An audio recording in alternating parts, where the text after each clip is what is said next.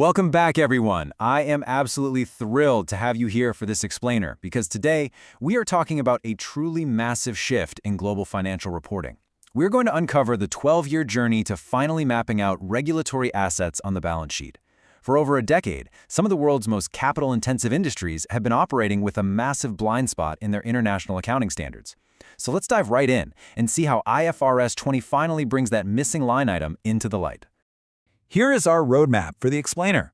We'll be hitting the IFRS 15 gap, the IFRS 14 stopgap, the environmental catalyst, IFRS 20 mechanics, the zero cash effect, and finally, reconciliations and disclosures. Let's get to it. Starting with Section 1, the IFRS 15 gap. To really understand the solution here, we first have to understand the fundamental problem utility companies were facing. For years, the absolute gold standard for revenue was IFRS 15, but it completely missed the mark for utilities. Why? Because it was built entirely on customer contracts.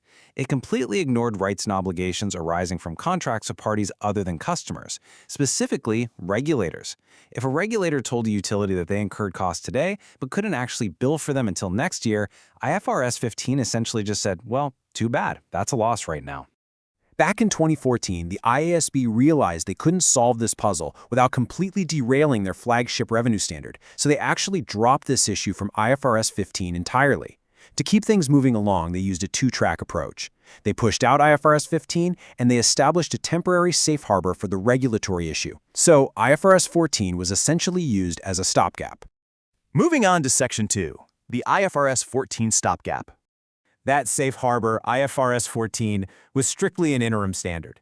It applied only to first-time IFRS adopters. Basically, it was a holding area where regulatory assets were just left in limbo. It was supposed to be this quick, temporary bridge. But instead, the industry waded through 12 agonizing years of debates while these assets sat in accounting purgatory, just waiting for the final resolution of IFRS 14. You know what's really wild about this whole timeline? The United States had actually figured this out decades ago. Since the 1980s, US GAAP had ASC 980, which handled these exact regulatory timing differences perfectly. But international markets, they really struggled. As infrastructure shifted toward privatization, newly listed entities adopting IFRS suddenly risked losing their massive regulatory balances literally overnight. The pressure was definitely building. All right, Section 3, the environmental catalyst. After a dozen years of highly conceptual debates, reality finally forced the ISB's hand. The rapid growth of environment-related businesses and the global energy transition drove the massive push toward IFRS 20. Suddenly, utilities weren't just patching up old pipes anymore. They were being mandated to completely overhaul their grids for renewable energy, and that requires astronomical upfront capital. The changing environment made resolving this accounting gap incredibly urgent. Without fixing that IFRS 14 stopgap, the unprecedented investments required for the energy transition would cause financial statements to completely disconnect from economic reality. Think about it. If utilities couldn't recognize the regulatory assets guaranteeing their future returns on green energy investments, their balance sheets would look artificially distressed and capital allocation would basically break down. Which brings us to Section 4, IFRS 20, the mechanics. So how does this new standard actually fix the problem? Well, in substance, IFRS 20 grants clear asset and liability status, even to those items that IFRS 15 simply could not recognize as assets or liabilities.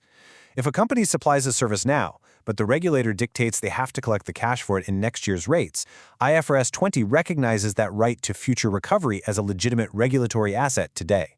And because these recoveries often stretch out over several future periods, a discounted present value calculation is applied.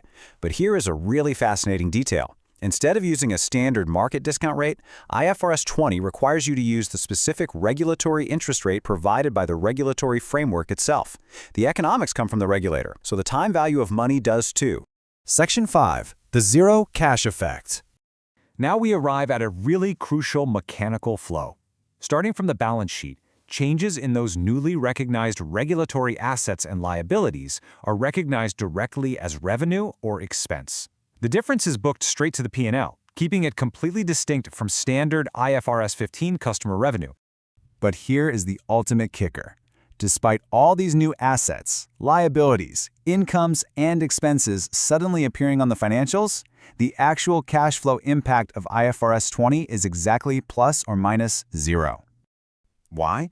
Because IFRS 20 doesn't magically print new money. Since cash still comes solely from transactions with customers, the underlying cash impact doesn't change at all. In terms of presentation, because those balance sheet changes are embedded into your operating profit, the picture is that those exact balance sheet movements are systematically stripped back out on the cash flow statement. It purely fixes the timing of the economics without artificially inflating your cash flow. And finally, Section 6, Reconciliations and Disclosures. It is one thing to put these numbers on the balance sheet, but it is another entirely to prove them to the market. IFRS 20 demands rigorous transparency. The disclosure pattern required is a very specific set. You have to show the opening balance, all the movements during the period, the closing balance, and, this is key, a detailed scheduling of that closing balance. That scheduling acts as a forward-looking maturity analysis. It shows exactly when these regulatory assets are expected to actually turn into cash, year by year. For an investor or an analyst, this is huge. It takes all the guesswork out of the equation and provides a crystal-clear roadmap of the timing and uncertainty of future cash flows. And that brings us to the core question you need to walk away with today. If you operate or invest in a regulated industry, the veil is finally being lifted. How will this entirely new level of transparency under IFRS 20 shift investor perspectives on the true underlying economics of your company? It's a massive change in the financial narrative, and the clock is ticking toward implementation. Thank you so much for joining me for this explainer. Keep learning, and I'll catch you in the next one.